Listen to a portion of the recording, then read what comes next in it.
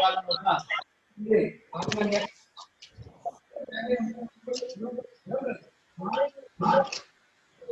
सबसे पहले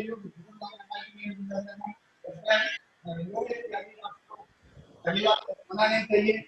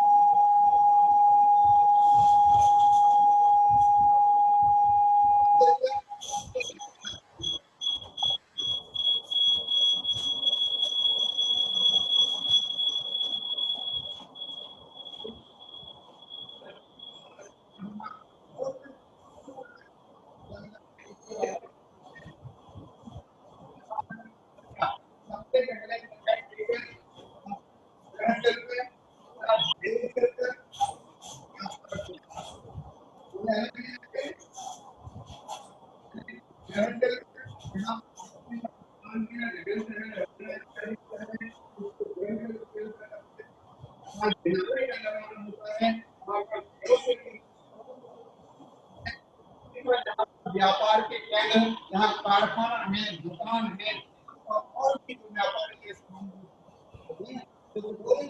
व्यापार औद्योगिक कहा जाता है।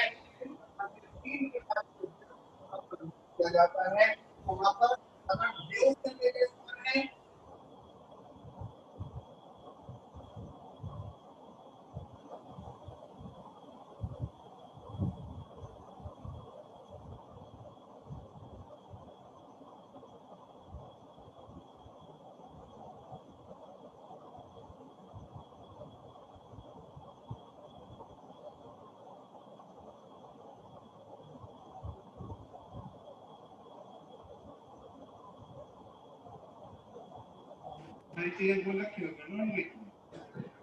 तो अपना हम बात कर रहे थे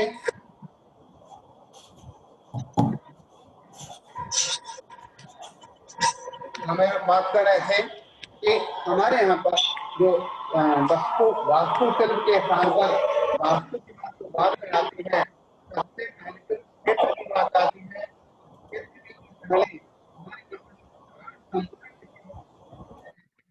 योग्य क्षेत्र होना चाहिए, योग्य पहले योग्य द्रव्य होगा, योग्य क्षेत्र होगा, योग्य काल होगा और योग्य भाव होगा, तब हमारे स्थान पर उस वस्तु की जो शांति प्रद होगा। किंतु अगर हमारे उस वास्तु के निर्माण में द्रव्य उपयुक्त नहीं लगा, क्षेत्र उपयुक्त नहीं है, जो काल उपयुक्त नहीं है और भाव युक्त उपयुक्त नहीं है, तो हमारे जीवन में कभी वह वास्तु सिर्फ हमारा शांति प्रद नहीं हो सकता है। प्रत्येक वस्तु के अंदर यानी व्यक्ति के लिए सबसे पहले योग्य द्रव्य की हम यहाँ पर बात कर रहे थे। योग्य द्रव्य में जो हमारे 3 प्रकार के शिल्प बताए गए, 3 प्रकार के शिल्प में सबसे पहले जो गृह शिल्प, देव शिल्प और उद्योग शिल्प, ध्यान रखना, अच्छी तरह से ध्यान रखते चले जाएंगे। गृह शिल्प जो व्यक्ति के निवास स्थान है और गृह शिल्प कहा जाता है। दूसरे नंबर पे है देव शिल्प, जहाँ पर भगवान का जिनालय होता है, स्वाध्याय कक्ष होता है, वो देव शिल्प के अंतर्गत आता है। तीसरा है उद्योग शिल्प, जहाँ पर दुकान है, व्यापार स्थान है, कारखाना है, उद्योग शिल्प आता है। और तीनों प्रकार के शिल्प की अलग अलग व्याख्या होती है, अलग अलग व्यवस्था होती। सबसे पहले अपन बात कर रहे थे गृह शिल्प में, तो जो लगने वाली सामग्री है, लगने वाला जो द्रव्य है वो कैसा होना चाहिए। तो गृह शिल्प में सबसे पहले अगर पत्थर का सबसे ज्यादा प्रयोग होता है तो वो व्यक्ति के लिए गृह शिल्प में कभी शांति को देने वाला नहीं हो सकता। गृह शिल्प में मृदा जो सामग्री की सबसे ज्यादा आवश्यकता है, यानी मिट्टी से निर्मित ईंट हो, मिट्टी से निर्मित खप्पर हो, मिट्टी से निर्मित दीवारें इत्यादि हो, वो व्यक्ति के जीवन में अधिक शांति और सुकून प्रदान करने वाली होगी। किंतु अगर पत्थर से बनने वाली है, आज देख रहे हैं लोग अपने घरों में चारों तरफ पत्थर का प्रयोग करते हैं, नीचे फर्श भी पत्थर का होगा, दीवारें भी पत्थर में से बनाते हैं, ऊपर छत में भी पत्थर का प्रयोग करते हैं। इसलिए आज देखा जाता है व्यक्ति के लिए और जो चलते हैं पैरों में उसका गलत इफेक्ट आता है, अनेक प्रकार की बीमारियां उत्पन्न होती हैं। हम कई बार बोलते हैं, आपने देखा होगा जिस प्रकार से अगर आप मिट्टी के ऊपर जल डालेंगे तो मिट्टी तुरंत मुलायम हो जाती है, गीली हो जाती है, और जैसी गीली मिट्टी है, गीली मिट्टी आप किसी भी स्थान पर रखो तो आपको शीतलता प्रदान करेगी। किंतु अगर पत्थर है, पत्थर के ऊपर आप पानी डालेंगे तो पानी 1 मिनट के अंदर सारा बह जाएगा, सूख जाएगा, और धूप लगते ही पत्थर तुरंत ही अपनी गर्मी उत्पन्न करेगा, व्यक्ति के लिए तपाने और जलाने का काम करेगा। किंतु मिट्टी पर अगर पानी डल जाता है, मिट्टी पर डलने वाला पानी कम से कम ज्यादा नहीं तो 3 घंटे तक वो आपको शांति और सुकून प्रदान करने वाला होगा। तो इसी प्रकार से गृह शिल्प में सबसे पहले द्रव्य की आवश्यकता है। गृह शिल्प में और पहले बता चुके हैं कि गृह शिल्प में आज सबसे ज्यादा लोग जो सीमेंट या के मकान बनाते हैं उसमें लोग सरिया का सबसे ज्यादा प्रयोग करते हैं, जबकि सरिया जो है लोहे वस्तु है। लोहे को शनिचर कहा गया, और जो शनि है वो निश्चित रूप से जहां पर रहेगा वो व्यक्ति के लिए इससे शांति पूर्वक नहीं जीने देगा, वो अशांति उत्पन्न करने वाला होगा। तो सबसे पहले हमारे वास्तु के निर्माण में योग्य द्रव्य को सबसे पहले देखने की आवश्यकता है। अगर हमारे योग्य द्रव्य को देखा उसके बाद फिर आगे की बात करेंगे। तो सबसे पहले गृह शिल्प में मृदा का मुख्यता है, देव शिल्प में पाषाण की मुख्यता है, और जो उद्योग स्थान है योग्य स्थान में दोनों अब कौन सी चीज की कहां पर उपयोगिता कैसी है उस हिसाब से द्रव्य की आवश्यकता होती है। दूसरे नंबर पे हमारा क्षेत्र, क्षेत्र की उपयोगिता, हमारे क्षेत्र का जो दिशा कौन सी आ रही है, जो द्वार है पूरब या उत्तर की ओर आना चाहिए, ईशान कोण की ओर आना चाहिए, और ईशान के कोण में हमारी जो पूरी भूमि है उसमें कितने हिस्से पर हमारा जो मकान के उपयुक्त आना चाहिए, ये हमारे लिए अगर मिल रही है ऐसी जगह हमारे लिए अनुकूल मिलेगा, ऐसा क्षेत्र हमारे लिए अनुकूल होगा, वो क्षेत्र हमारे लिए फलदायी होगा। किंतु अगर हमारे लिए वो क्षेत्र अनुकूल प्राप्त नहीं हुआ, क्षेत्र अगर हमारी वह दिशाओं की विपरीत दिशा में मिल रहा तो हमारे लिए वो फलदायी नहीं हो सकता है। तीसरी बात, तो क्षेत्र की ढाल, भूमि की ढाल किस दिशा की ओर जा रही है ये सबसे पहले देखने की आवश्यकता है। अगर आपके जो भूमि की ढाल दक्षिण पश्चिम की ओर जा रही है, कभी भी किसी काल में व्यक्ति को शांति प्रदान करने वाला नहीं होगा। हमेशा जब भी मकान का जो ढाल है अथवा जमीन का ढाल है ये देख करके रखना चाहिए कि उसका पूरा उत्तर अथवा ईशान की ओर उसका ढाल हो तो हमारे लिए सबसे ज्यादा शुभ का प्रदान करने वाला, शांति प्रदान करने वाला होगा। तो सबसे पहले द्रव्य की परीक्षा करना, क्षेत्र परीक्षा करना, फिर काल की परीक्षा करना, जो मकान का निर्माण है वो कौन सी समय में किया जा रहा, किस काल में किया जाता। अगर मकान का निर्माण का आपका गर्मी के सीजन में करेंगे वो अशांति प्रदान करेगा, और बरसात के सीजन में करेंगे, ठंड के सीजन में करेंगे तो शांति प्रदान करने वाला होगा। इस प्रकार से वो काल का भी हमारे समय सबसे पहले ध्यान रखने की आवश्यकता है। किस काल में हम वास्तु का निर्माण कर रहे हैं, तो द्रव्य, क्षेत्र, काल, और तीसरे नंबर पे आप भाव, किस भाव से आप निर्माण कर रहे हैं मकान को, और उस मकान में आप जिनालय बना रहे हैं, भगवान की भक्ति की भावना से बना रहे हैं, आप मकान बना रहे हैं, उस मकान में आपने पूरे परिवार के लिए बना करके रख रहे हैं। आपने परिवार में 4 भाई हैं, 3 भाई हैं, अगर किसी की कटुता की भावना आपने रख दिया, आपने अपने माता पिता के लिए स्थान दिया कि नहीं दिया उसमें, अगर इस सारी की सारी चीजों में अगर आपने स्वार्थ की भावना रखी तो स्वार्थ की भावना से आपका वह वास्तु फलदायी नहीं होगा। किंतु अगर वास्तु में आपने स्वार्थ के स्थान पर परमार्थ की भावना रखी, हमारे इस वास्तु के स्थान पर हमारे मकान में हमारे माता पिता का भी अलग स्थान होना चाहिए, हमारे बड़े भाइयों का भी अलग स्थान होना चाहिए, हमारे परिवार में होने वाले बच्चों का अलग स्थान होना चाहिए। अगर आपने इस बहुमुखी भावों को लेकर के आपने वास्तु का निर्माण किया तो आपके जीवन में शांति प्रदान करेगा। किंतु अगर आपने भावों में कहीं संकीर्णता, भाव में कटुता अथवा किसी प्रकार की कषाय भावना से अगर किया तो कभी भी फलदायी होता नहीं है। और जबकि देखा जाता आज कई स्थानों पर देवशिल्प में मकान मंदिर जब बनते हैं तो मंदिरों में बहुत से स्थानों पर एक बड़ा बिल्कुल एक मंदिर बना, बाजू में दूसरा मंदिर बना। क्यों बना? बोले किसी की ईर्ष्या के कारण से, किसी विवाद के कारण हमारे मंदिर में ऐसा नहीं कर सकता, हमारे मंदिर में नहीं कर सकता, तो व्यक्ति दूसरे व्यक्ति ने तुरंत मंदिर बना दिया। वो मंदिर का जब निर्माण हुआ तो जब जब वो मंदिर आएगा तो वहां पर वो शांति नहीं बल्कि अशांति अशांति ही पैदा करता रहता है।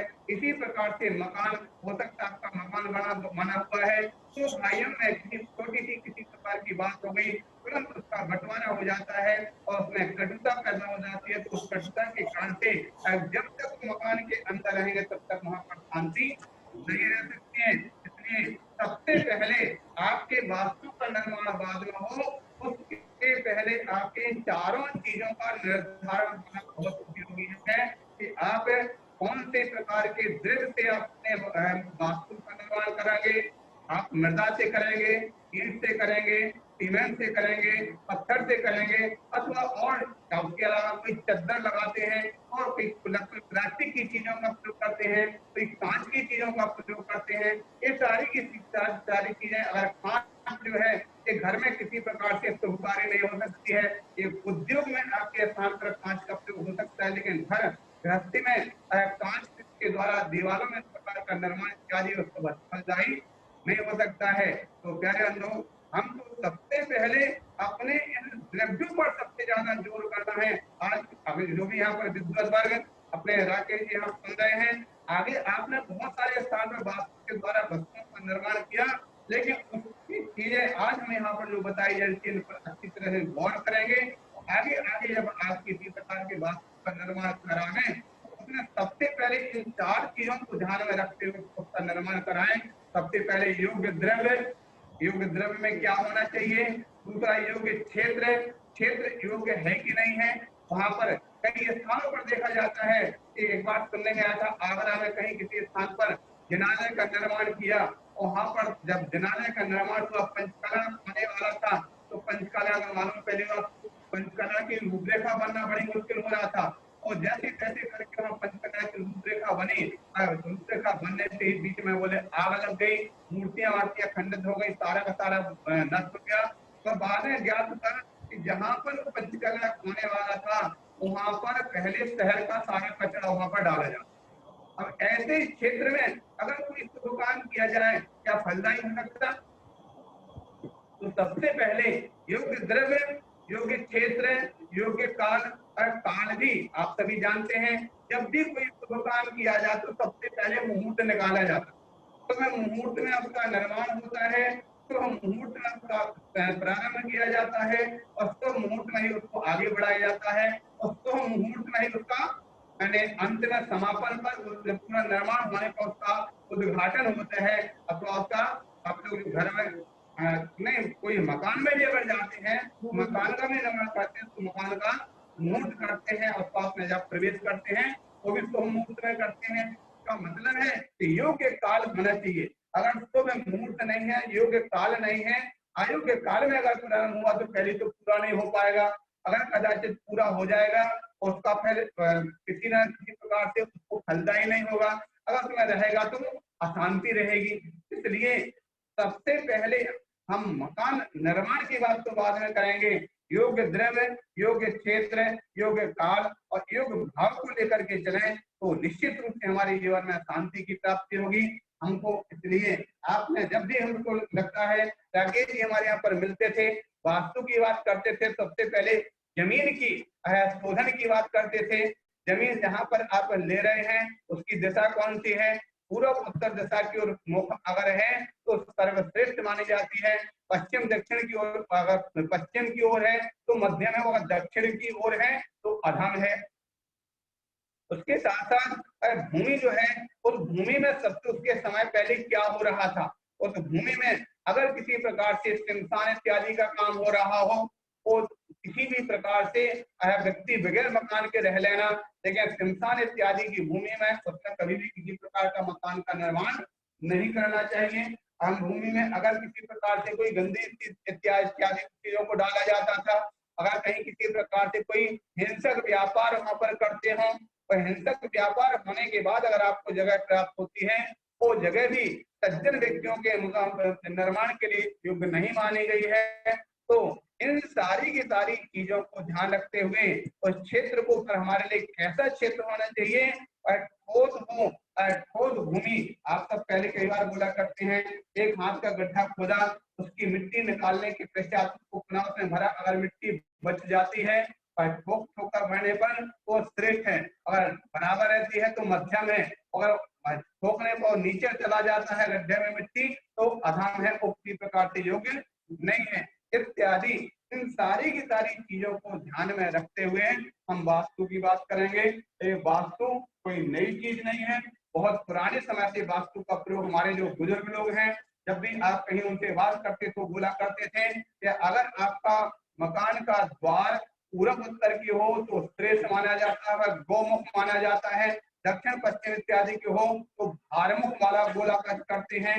मकान का जो निर्माण है और आगे का स्थान नीचे होना चाहिए, पीछे का स्थान ऊंचा होता है तो श्रेष्ठ होता है। तो आगे का स्थान आपने ऊंचा उठा दिया, पीछे का नीचा कर दिया तो सिंह मुख होता है, और जिस प्रकार से सिंह अहिंसक है, दूसरों को डसने वाला होता है, उसी प्रकार से मकान होता है। ऐसे मकान जो आज नई चीज नहीं है, बहुत पहले समय से वास्तु के हमारे बुजुर्ग लोग बताया करते थे, लेकिन आज उसको वास्तु नाम देकर के एक विज्ञान ही अलग से चल पड़ा, और विज्ञान चल पड़ा तो लोग उसको, लेकिन अपने आप में बहुत ठीक है।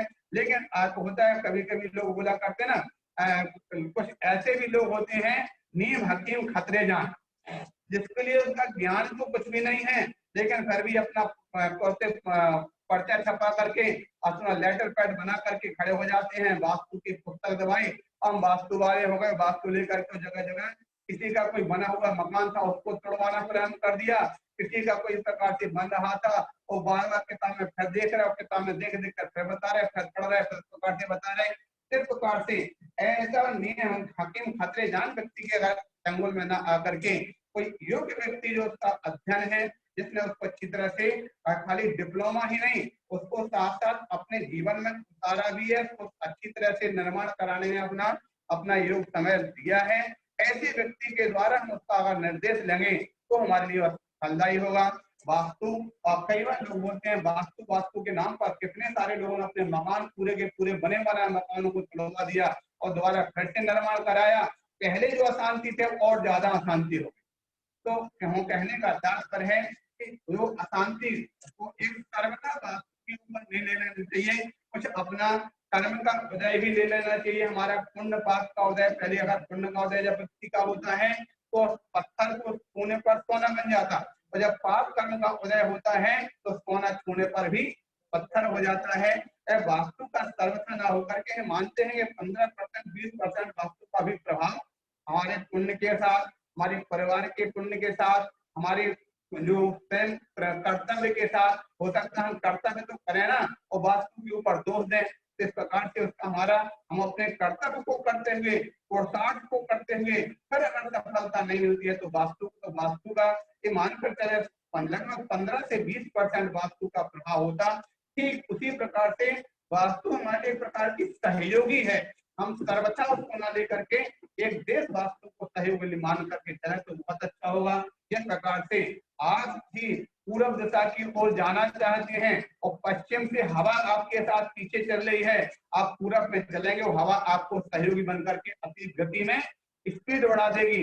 किंतु अगर आपको पूरब ओर चलना है और पूरब से ही हवा अगर चल रही है तो पूरब से चलने वाली हवा आपको बढ़ने में शक्ति नहीं बल्कि आपको पीछे धकेलेगी और आप पुरुषार्थ बहुत करेंगे फिर भी सफलता आपको नहीं मिल पाएगी।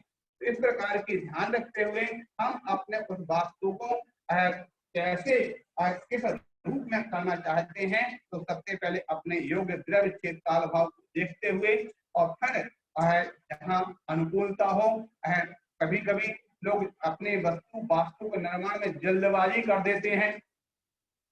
जगह मिलना देखना है, कहीं किसी शहर में कोई जगह मिल रही है, किसी की भी जगह खरीद लिया, और जब जगह खरीद लेते हैं, कोई पुराने मकान थे, हो सकता है पुराने मकान में कहीं किसी प्रकार के भूत प्रेतों का वास था, उसको खरीद लिया, और भूत प्रेत रहेंगे तो जहां पर किसी स्थान पर वो न तो स्वयं शांत रहते हैं, न दूसरे को शांति से रहने देते हैं। इसलिए सभी ध्यान रखते हुए हम अपने वास्तु के आधार पर द्रव्य क्षेत्र काल भाव को लेकर के फिर वास्तु की ओर बढ़ेंगे तो हमारे जीवन में शांति की प्राप्ति होगी।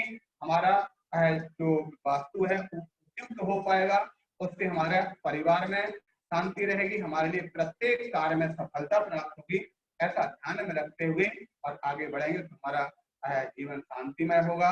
यहाँ पर इस कार्य में तो उपस्थित महानुभाव जो भी अपने राकेश जी हैं अथवा जो भी मंगलाचरण किए जिन्होंने अपने बीच में वक्तव्य दे रहे थे, सभी के लिए हमारा आशीर्वाद है। इस प्रकार से धर्म के काम में, सामाजिक काम में सभी जुड़ करके और एक होकर के अपने जीवन में भी और अपने मिलने वाले आने वाले जो लोग हैं उनको भी जीवन में भी शांति की प्राप्ति हो, क्योंकि आप सभी जानते हैं जैन सिद्धांत का वह सूत्र हर व्यक्ति के लिए उपयोगी है। आपको पहले देखा हुआ है, पढ़ा हुआ है, लेकिन उस पर उसका उपयोग नहीं है। पुनः उपयोग को आपको वहां पर केंद्रित कराना चाहते हैं।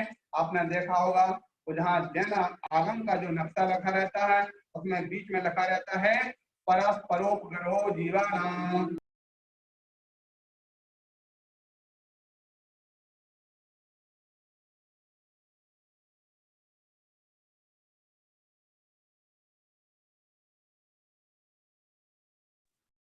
फिर से म्यूट हो गए हैं भैया।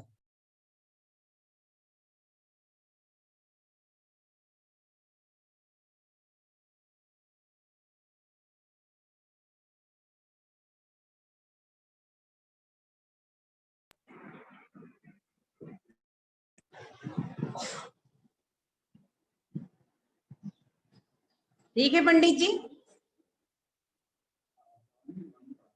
नहीं फोन न करते, फोन करते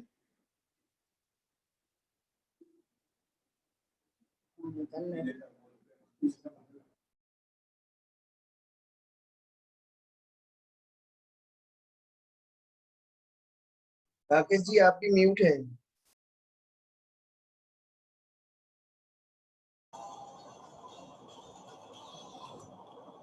मेरी आवाज आ गई? जैसे कि आचार्य भगवान ने आज बताया वास्तु के संदर्भ में, बहुत अच्छी बात बताई। जिस प्रकार से मैं हमेशा बताता रहा हूँ कि वास्तु को रिकॉर्डिंग की है ना, वो रख लेना, हमें भी देना। सबसे सप्ता दीदी की बात का जवाब दे दूं।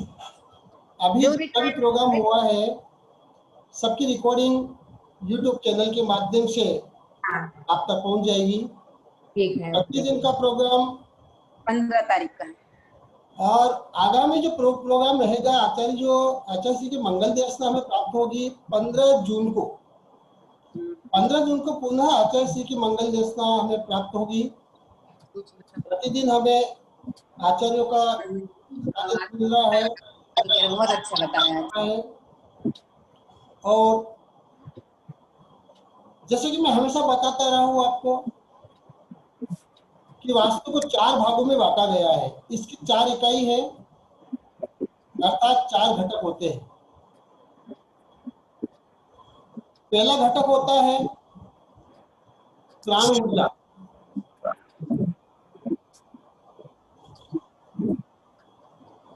जिसने भी अनम्यूट कर रखा हो सब म्यूट कर ले अपने आप को, ताकि आवाज सही आवे सुनाई में। पहली ऊर्जा प्राण ऊर्जा होती है। उस भूमि की ऊर्जा, उसके आसपास के वातावरण की ऊर्जा, ये प्राण ऊर्जा कहलाती है। दूसरी भवन निर्माण ऊर्जा। भवन निर्माण अगर हमारा शिल्प शास्त्र के अनुकूल बना हुआ है तो सकारात्मक ऊर्जा का प्रवाह होगा, और अगर शिल्प शास्त्र के विपरीत बना हुआ है तो नकारात्मक ऊर्जा वहां पर क्रिएट होगी। तीसरे नंबर पे आता है जातक, अर्थात उस भवन में निवास करने वाले प्राणी, उस भवन में निवास करने वाले प्राणियों के आचार विचार व्यवहार कैसी है, उसके अनुसार ही वहां पर ऊर्जा डेवलप होती है और उस भवन में स्टोर होती रहती है। अगर उस भवन में रहने वाले प्राणियों के आचार विचार अच्छे हैं, प्रेम से रहते हैं, किसी प्रकार के मन में कटुता नहीं है, तो वहां पर सकारात्मक ऊर्जा का प्रभाव होता है, जो सुख समृद्धि में कारण बनता है। चौथे नंबर पे आता है समय, अर्थात मुहूर्त, जो चौथा घटक है, चौथी इकाई है वास्तु की, वो है समय। किस समय पर हमने भूमि को खरीदा है, किस समय पर निर्माण कार्य चालू किया है, किस समय पर द्वार रखा है, किस समय पर गड्ढा खोदा है, किस समय पर दरवाजा बनाया है, किस समय पर छत डाली है और किस समय पर हमने प्रवेश किया है। ये तमाम जो चार घटक हैं, चार घटक का से मिलाकर के पूरा वास्तु बनता है। लेकिन वर्तमान में सिर्फ हम निर्माण तक ही सीमित रह गए हैं, तीनों घटक को भूल गए हैं। मैं बताता आया हूं कि अगर निर्माण आपका 100% वास्तु के अनुरूप बना हुआ है, सिर्फ शास्त्र के अनुरूप बना हुआ है, लेकिन अगर जो चार में से 3 इकाई अन्य और है, प्राण ऊर्जा, जातक अर्थात भवन में रहने वालों की ऊर्जा और समय, अगर इनका ध्यान नहीं रखा गया तो पूर्ण रूप से वास्तु के अनुसार बनाया हुआ मकान भी हमें शुभ फल नहीं दे सकता। मैं एक मकान देखने के लिए गया जयपुर में ही। उस मकान को मैंने जाकर के देखा, काफी कुछ तो वास्तु के अनुसार बना हुआ था, फिर भी उस भवन का पूरा निर्माण नहीं हो पाया। 1.5 साल हो गया, 2 साल हो गया, फिर भी निर्माण पूरा नहीं हो पा रहा। वो व्यक्ति परेशान कि आखिर क्यों हो रहा है। जब उनसे पूछा गया कि आपने इसका मुहूर्त किस दिन लगाया था, जब मुहूर्त की तारीख मेरे सामने आई, किस स्थान पर लगाया था, वो स्थान जब मेरे सामने आया तो मैंने पाया कि इन्होंने जो मुहूर्त का स्थान चयन किया है वह कालनाग के नाभि पर किया है। यानी कि जो खास निर्णय किया, जो मुहूर्त किया, वो कालनाग के नाभि पर किया। मैंने तुरंत उनसे बोल दिया कि आपका मुहूर्त सही नहीं है। जब देखा कि मुहूर्त तो होना था वायव्य कोण में और उन्होंने मुहूर्त किया ईशान कोण में। वह कहते हम तो हमेशा ही ईशान कोण में मुहूर्त करते हैं।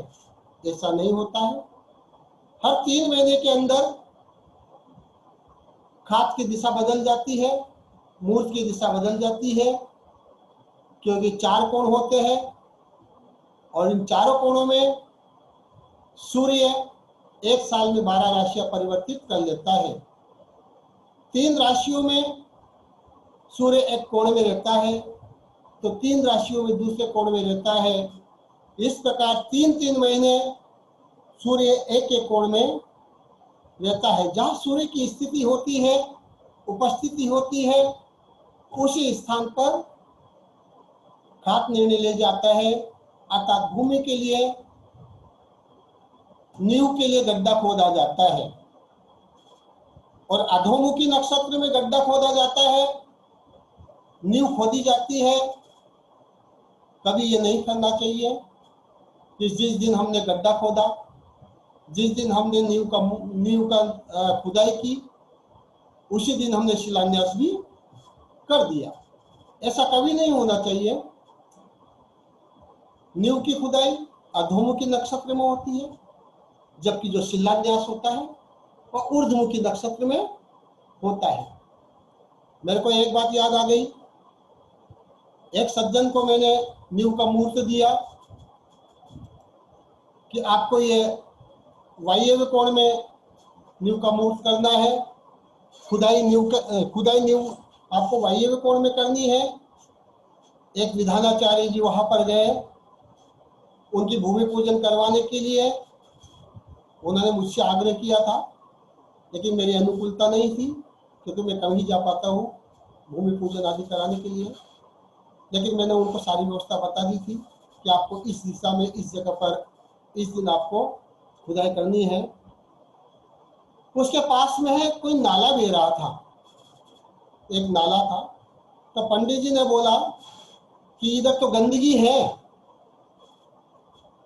आग्नेय कोण में उधर की तरफ या ईशान कोण में किसी अन्य दूसरे कोण में उन्होंने खुदाई कर दिया कि यहाँ पर खुदाई करवा लेते, उधर गंदगी है, वहां पर नींव का मूर्त है, हम गंदगी के पास कैसे करेंगे? यहाँ पर अच्छी जगह है, साफ सुथरा कोण है, इस कोण में नींव का मूर्त कर देते हैं। जैसे उन्होंने वहां पर खुदाई चलवाना शुरू किया मजदूरी से, और उसमें जो है नीचे पानी पानी, गंदा पानी पानी आना प्रारंभ हो गया। और वह पंडित जी गंदे पानी के अंदर, भरे हुए पानी के अंदर जैसे तैसे निकाले फिर पानी आ जाए, निकाले फिर पानी आ जाए, कि ना अब बस की नहीं है, पानी अब नहीं निकाल सकते, और उसी के अंदर मूर्त करके चले गए। बाद में उन्होंने मुझसे पूछा कि पंडित जी मुझे बताओ हरकारा जी, हमने यहाँ पर मूर्त किया था तो यहाँ पर गंदा पानी पानी आ गया नींव खोदते ही। हमने कहा आपने कौन सी दिशा में नींव खोदी थी? कि ना हमने तो इस दिशा में नींव खोदी थी।